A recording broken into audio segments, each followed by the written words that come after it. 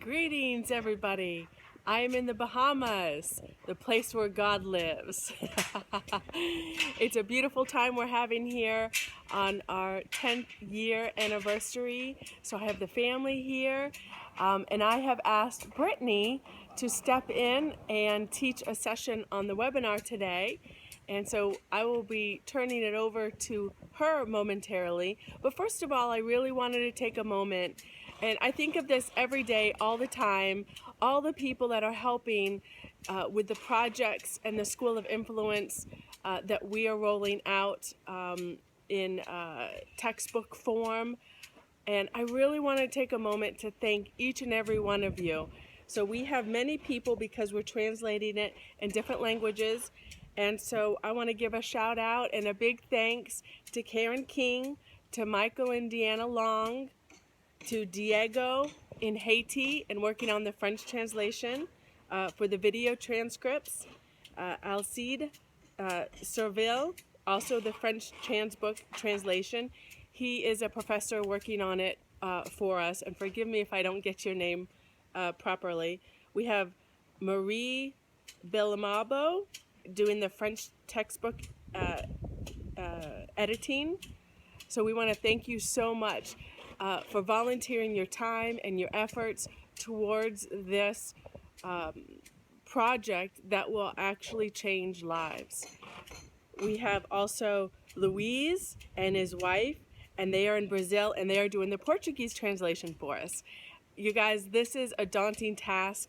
It took us a few years to create this program, and now we're translating it into different languages. So it's quite a bit of material. So I really want to give my appreciation to each and every one of you. We have Alicia in Texas, our girl. She's helped so much. Thank you, Alicia, for your contribution to this project.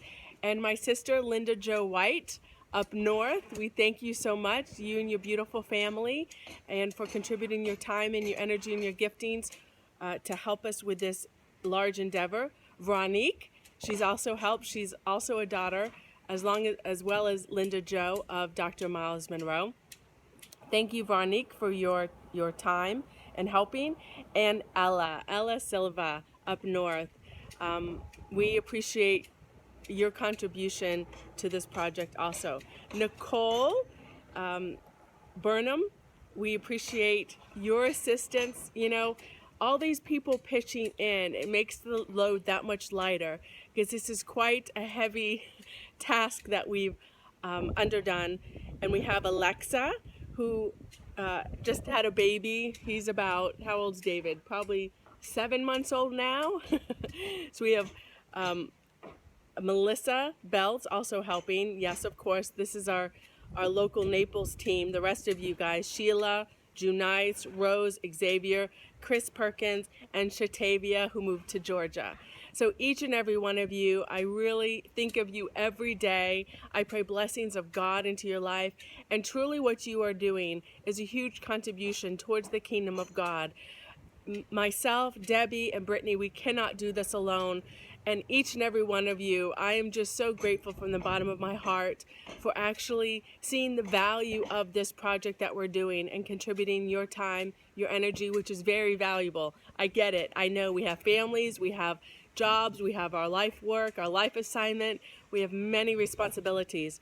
I want to make sure I'm not missing anybody. Oh, in the future, we have a future team working on Spanish translations, and we have a new team member doing it in Hindi for us. So Ann Scoggins, our sister Julie, and of course Pauline Felipe down in Chile, and Preethif, forgive me if I get your name wrong, we believe you're in India, helping with the Hindi translations and voiceovers. So the sisters, our family in Chile, and our family around the world, thank you so much. And another thing I really have to tell you guys, every day I get these emails from PayPal saying money has been transferred, people are tithing, people are giving their offerings. You guys, this is huge. We, even if it's a $5 offering, we get these we get these contributions from all over the world. I don't even know most of you guys. And I am just so thrilled and honored because all of this money is going towards the vision of what we are doing. I will expound on this later, but I have to tell you, we had an amazing meeting with some people from Asia that heard about this program and want to launch it this summer, very soon, in the next 4 to 6 months. So we met with them. They love it. They are so excited. They've been looking and waiting for something like this. So I'm telling you guys, build it and they will come. It's so exciting to be right in the middle of what God is doing here on the earth right now. And again, I want to thank each and every one of you, because each of you will get the same reward as I did for doing this, because no part is insignificant. Every part is needed. And in the end, all of us doing this together to get God's will done here on the earth through this project just pleases him so much. So thank you guys. We're in this together. I appreciate you. Now I'm going to turn it over to Brittany in Naples, Florida. And I leave you in greetings from Bahamas, the place God lives. Love you guys. See you in 2 weeks. Brittany, it's all yours. Hey guys. Okay, so I'm so glad to see everybody. I hope you were able to see the video that Trista sent me to allow you guys to see. She is currently in the Bahamas with her family, celebrating her and Matthew's 10th year anniversary, wedding anniversary. Happy 10 years, Trista and Matthew. And like she said, I'll be taking over the webinar for today while she's celebrating her 10-year anniversary. I just want to say welcome to everybody. Welcome to Michael and Deanna Long. Thank you for joining us from Indiana. Daniel from Fredericksburg, Virginia. Messina, we see you. From Long Beach, California. Karen in Raleigh, North Carolina. John from Richmond, Virginia. Solange from Belgium. Paulette from the Bahamas. Rexy from Dubai. Alexa from Fort Lauderdale. And Jonathan, yes, translated in Spanish. Yes, we are translating material in Spanish. We're very excited about that. And if you were not able to see the invitation about helping us and you would like to assist with the translation process, please email the office at info@tristasue.com, and we would love to have your help. Oh, Ella's on from Ohio. Nice to see you, Ella. And Jonathan David from Mexico. Nice to see you too. Okay, I'm gonna get started. I'm a little nervous, guys. This is my first webinar that isn't for the next generation. So I'm slightly nervous, but I'm just gonna do it. Okay, so the topic for today is the responsibility of a change agent. Now I know Trista and Hubert were talking a lot about becoming a change agent, what it is to become a change agent. And they talked about seasons and how the last webinar really stuck with me, because they talked about seasons and how we're supposed to glean from the season that we're in. So when she asked me to do the webinar while she was in the Bahamas, I thought that the perfect topic would be to talk about the responsibility of a change agent and relate it to the webinar topic of becoming a change agent. So I'm just going to get started.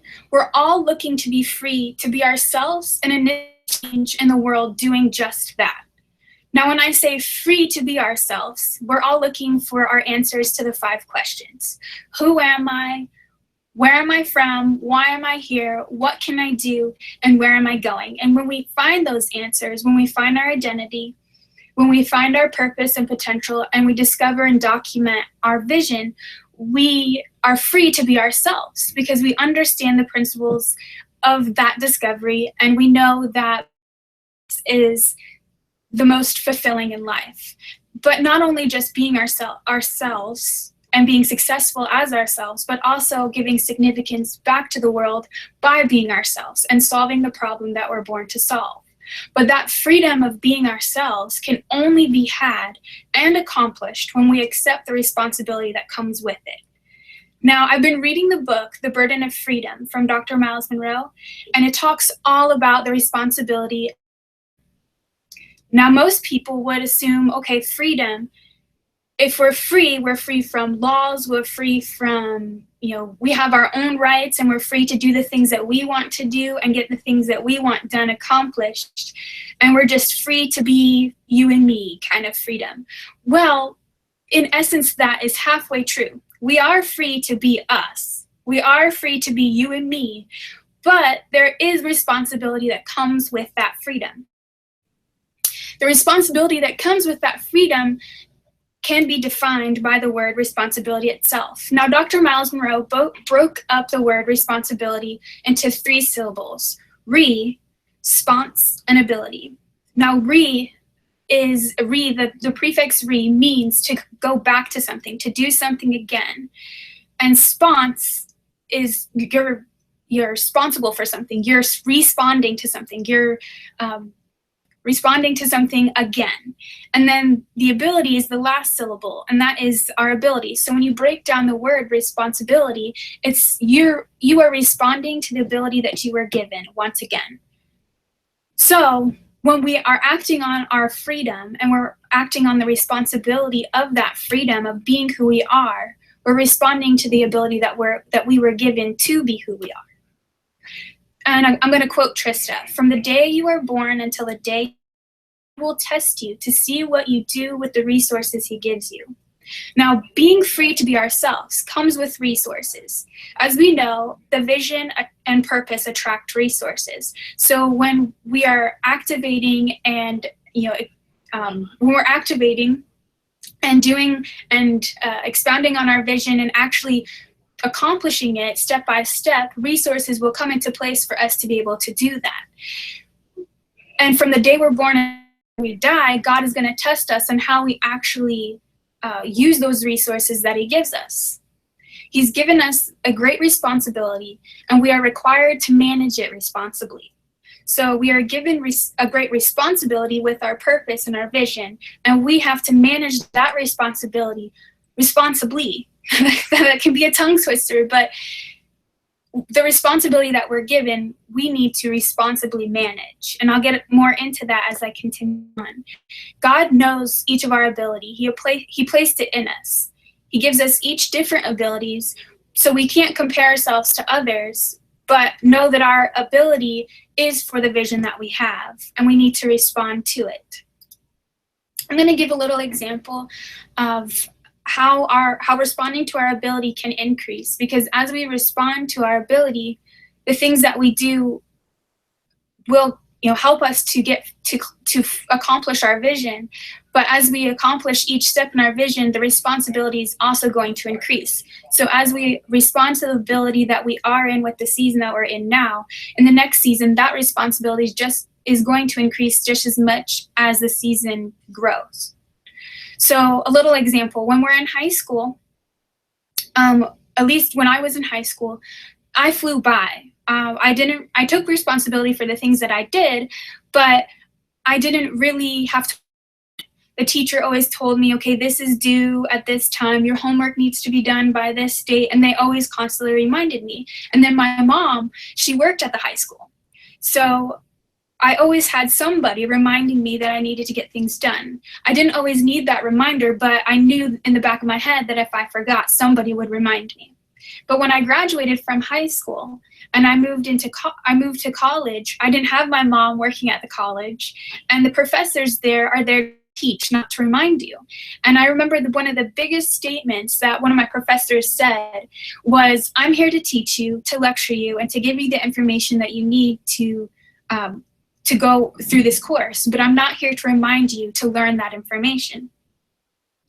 So we were told going into college that every hour that we were in class, we needed to spend 3 hours studying.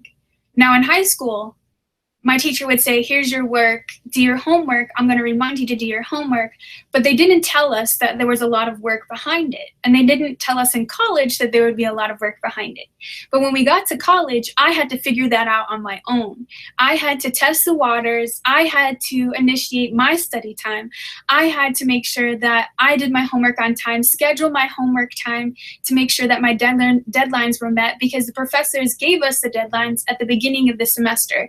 So halfway through the semester, if something was due, they didn't remind us that we had to remember from when they told us in the beginning of the semester, because they assumed that we scheduled our time, because now we're in college and we're adults and the professors are paid to teach us the information, but not to hold our hands as we learn the information. So as you grow and increase, so does your responsibility. As you respond to your ability, your responsibility will increase. And we're going to talk a little bit about what the responsibility covers. The freer you become, so the more you become, as you discover about you and who you are, why you're here, what you can do, where you're going, and you initiate that and execute that, you will become more responsible for who you are and what you're supposed to accomplish. So the freer you become, the more responsible you must become. Because only you can solve the problem that you're born to solve. Only you can go through the steps to solve that problem, and only you can accomplish the vision that you have documented. I can't be responsible for what you have, and you can't be responsible for what I have, because we have different abilities, different purpose, different vision, different potential, and different reasons why we're here and the reasons of who we are. So it's important that that we all understand the freer we become, the more we become ourselves and discover who we are and initiate that and execute that, the more we must become responsible for who we are. In Luke 12:8, it says, "But the one who does not know and does things deserving punishment will be beaten only a little. For everyone who has been given much, much will be demanded. And from the one who has been trusted with much, much more will be asked." So in that parable, certain people were given talents. Certain people were given, I believe it's 5 talents and 2 talents and 1 talent. And the person that had 5 talents went off and made his money work for him. He took the responsibility of what he was given and made it work for him and added value to it.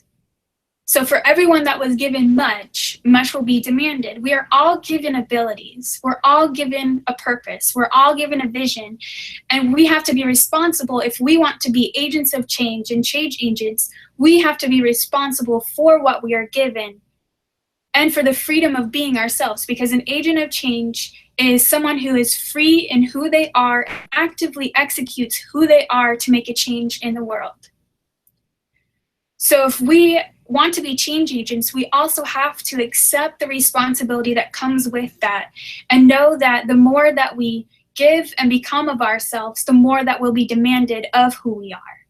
So the more that God trusted with you when he gave you the resources to be yourself, and he's going to continue to give you resources as you grow into who you are and learn who you are and execute who you are, he will ask of you. So the more you have to respond to the ability that he gives you and the ability that he trusted you with. What are resources? Because if we're talking about how we're supposed to be responsible for resources, what are resources? They are what we need to accomplish the vision that God gives us. That includes money, people, land. For an example, the hotel that Trista has, she's responsible, and that's a resource that she was given from God. So she's for that resource. It could be a home. If we're renting, we're supposed to manage that as a resource that somebody else is lending us as we're renting from them.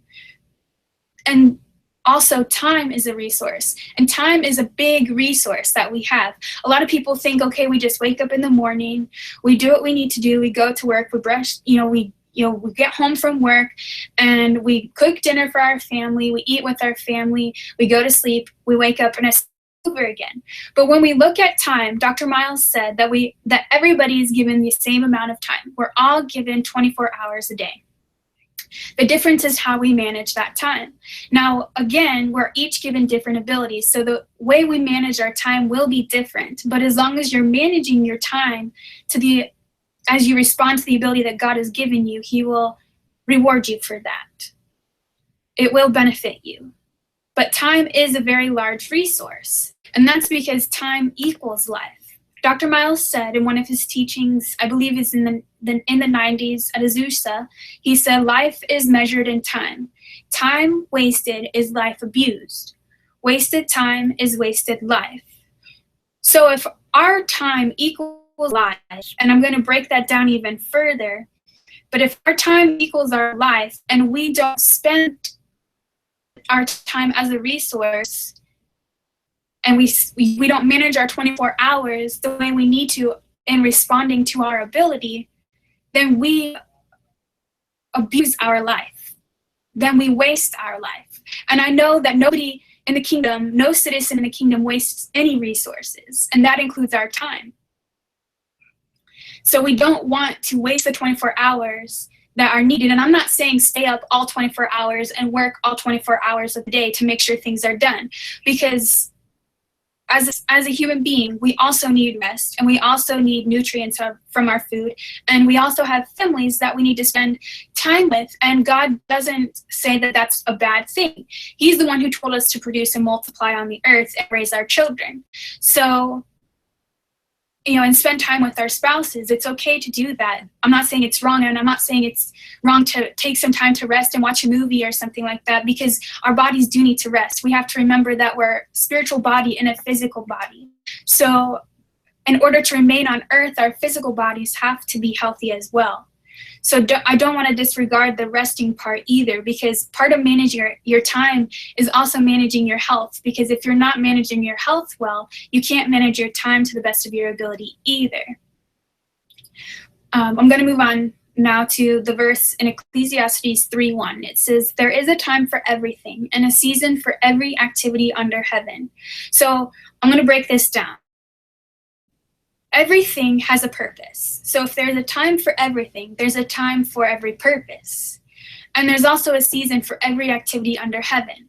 Now, to accomplish our purpose, we have different things that we need to do, different steps we need to take to accomplish our purpose and fulfill our vision.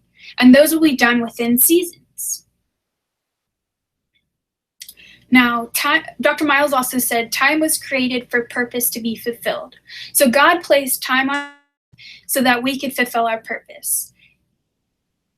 In essence, purpose comes because, and it's only done within a time period of our lives, where our life is not determined by age, it's determined by our purpose. So God put time on earth to fulfill purpose. How is time measured? Time occurs in seasons. We measure time in seasons like spring, summer, and fall. Or there's 7 days a week, or 12 months a year. We break up time and call those different seasons or different time periods. Now, if we break up time and time equals our life, we also break up our life. If time equals life, and then our life is manifested in seasons too, because time is broken up in seasons and is manifested through seasons. Like I said, spring, summer, fall, and winter. 7 days a week, 12 months a year. Then also be manifested in seasons. Now, if our life is here for a purpose, then our purpose also is manifested in seasons. And when I say manifested in seasons, I mean that we all go through seasons in our life. And when we respond to our ability and we glean from the seasons that we're in, we can move on to the next season and benefit from it. So look at the season that you're in now and think of how you're managing that season in your life and as a time in your purpose. What part of your purpose are you in now in the season that you're in? Are you managing it? Are you responding to your ability in that season that you're in right now? Because if you don't fulfill the seasons, then you can't fulfill your purpose. Every season fulfills a specific purpose in your life. So and you fulfill your vision and accomplish it. So look at the seasons not as just something that passes away, but something that you have to fulfill as well, because if you don't fulfill it, you won't fulfill your purpose. Every season fulfills a specific purpose in your life. So we have to fulfill our seasons and glean from our seasons. And this is something I'm learning right now as well. And it's hit me hard in the past week or two that seasons are here for a reason. We may look at something and say, well, I think I'm ready to go and do things, even if it's outside of the season I'm in right now. I think I'm ready to go do this, so why can't I do this? And for instance, I'll just be honest, I wanted to go to a meeting that I couldn't go to, and I couldn't understand why I couldn't go to this meeting. I couldn't understand why the meeting didn't entail me participating. And Debbie actually reminded me about seasons. You're in a certain season. She said, you're in a certain season and you have to glean from that season. There will be seasons where you go to meetings and where you don't go to meetings, and it's for a certain reason. Look at the season that you're in and don't think, why am I not accomplishing certain things that are part of my vision now? Why am I not accomplishing them? And why am I not stepping out and doing things? It may be because of the season that you're in. Glean from the season that you're in, and yes, step out and do things, but don't step out of the season. God, in the season that I'm in now, how can I respond to my ability in the season now and get all that I can out of this season and then move on to the next one? So we must manage our seasons. We must manage all of our resources, and that includes our life, which includes every season within our life. As Trista and Hubert said in the last webinar, glean from the season that you are in.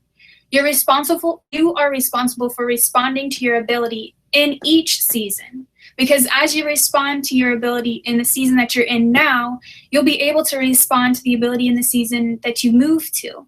If you can't respond to the ability in this season, and that includes managing the resources, which is managing your time and managing your seasons, then you won't be able to move to the next one and manage those resources either and respond to your ability in that one.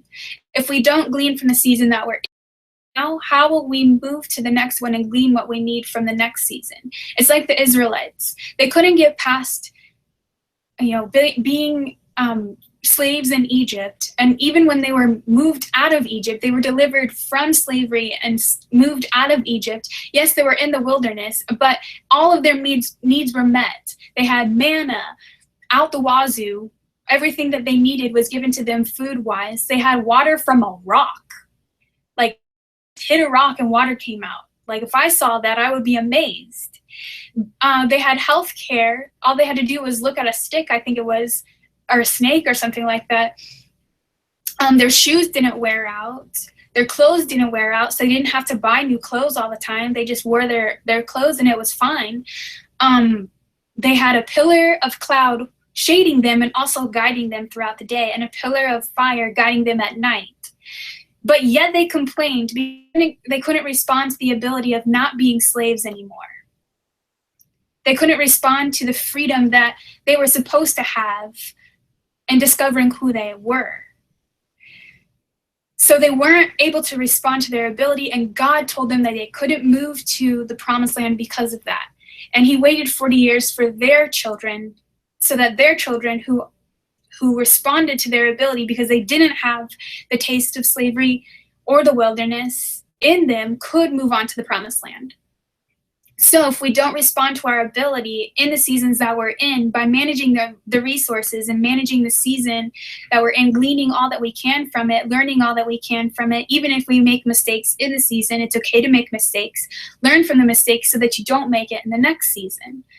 If we don't do all of that, then we can't move on to the next one. If the next one is the next step of your vision, you won't be able to accomplish the next step of your vision if you can't respond to your ability in the season that you're in now. So it's very, very important that you respond to your ability. Now here's another quote by Trista. Only by living actively on your documented vision can you dictate how your time is used effectively. So when we are free in who we are, when we've discovered who we were, where we're from, why we're here, what we can do, and where we're going. So we discovered our identity, who our source is, the fact that all of our resources and all of our needs are met by our Creator, as well as why we're here, our purpose, the exact reason why God put us here, the problem that we're born to solve, as well as all of the potential, all of the abilities that God gave us, how our abilities match our purpose, and we can fulfill our purpose because of the abilities that God gave us, and then document our vision. So when we do all of those things, we have to actively act on them. We have to actively execute them in order to be effective in our time. So the only way that you can effectively respond to your ability with the time that you're given in the season that you're in now is by actively executing your vision in each season. So remember that who you are, why you're here, what you do, and where you're going are the things you need to be a true agent of change and to respond to the ability that you're in the season that you're in.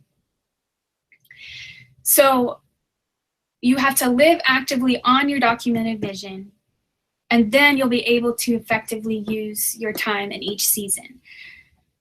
So look at the season that you're in right now. Ask yourself, what part of my vision am I supposed to actively execute in this season? What am I supposed to learn in this season? How can I respond to the ability that I have in this season? And it could be in a job that you're in, like Trista and Hubert talked about in last webinar. You could be in a job and not deployed in your life work yet, and you want to be deployed. I don't know how many questions or how many times we get emails from people. How do I deploy myself? How do I properly deploy myself? When can I deploy myself? When do you know that it's time to deploy yourself? Well, we have to actively respond to the ability that we have in the job that we're in now. I didn't just jump into this job. Debbie didn't just jump into this job. We responded to the ability in the seasons that we were in, and then we were able to deploy ourselves into our life work. So we have to, all of us have to respond to the ability in the seasons that we're in. I don't know how else to explain that, but every season requires a certain ability, and that ability is given to you by God. He won't ever put anything on you to handle. So if your season is extra hard right now, or you think it's unbearable, working in the job that you're in is just unbearable, or being in the classrooms that you're in is just unbearable, or different life situations are coming upon you that you think you can't bear, well, know and rest in faith that God won't ever put anything on you that you can't handle. He gave you the ability to respond to during that season so that it can benefit you, because every season is to benefit you. Every season comes so that you can move on to the next one with a benefit from the season that you just went through towards the season that you're going towards. So remember to respond to that ability. Respond to your ability during that season, because the season will benefit you. Don't disregard a season or disregard anything during that season. Pass the test during that season, because God is testing you on whether you respond to the ability He gave you. So I'm going to actually close it out now. I know it's a short webinar, but like I said, I was very nervous and I probably talked really fast. But I am out of slides, and I just want to remind everybody that seasons are there for a reason, and that it's very important to glean and maximize all parts of the season, all the time and the resources that are in it. Manage it well. Manage your ability well. When you can manage it well now, you can manage it well later. And remember that the ability that you're given is for the purpose that you're given. Nothing will be put on you that you can't handle. God already gave you the ability. It's inside of you. So if you can unleash your ability, unleash your potential, and respond to it by being responsible for who you are, why you're here, what you can do, and where you're going as resources that God gives you while you're executing where you're going, then you can glean from the season that you're in. And remember that as you increase in your season and you go through your seasons, you will also increase in the amount of responsibility that you need. So your abilities will increase, and you need to respond to those. Now, thank you very much, guys. And I look forward to seeing those that are coming in July to the retreat, whether you're coming in person or live streaming. We look forward to seeing all of you. Keep fasting. We're going to be continuing to fast on Wednesdays, so continue to fast with us. Fast for the trip in Haiti in June, because it's going to be a very vital trip. We pray that those that we're going to will be prepared mentally and spiritually for what God is going to do for them and what we're bringing for them. And if you have anything that you want us to fast for as we're fasting as a community, please email us at the office, info@tristasue.com. And just a reminder, if you want to assist us in translating, if you can speak Spanish, Portuguese, French, Creole, Hindi, or Farsi, or if you know how to read and write them, please email us at info@tristasue.com because we need your assistance. Just like Trista said in the beginning, she was thanking everybody that assisted us thus far, but that doesn't mean we're finished. We still need assistance. So if you would like to serve your gift in helping us, we would appreciate it. Again, email us at info@tristasue.com, and we'll see you at the top.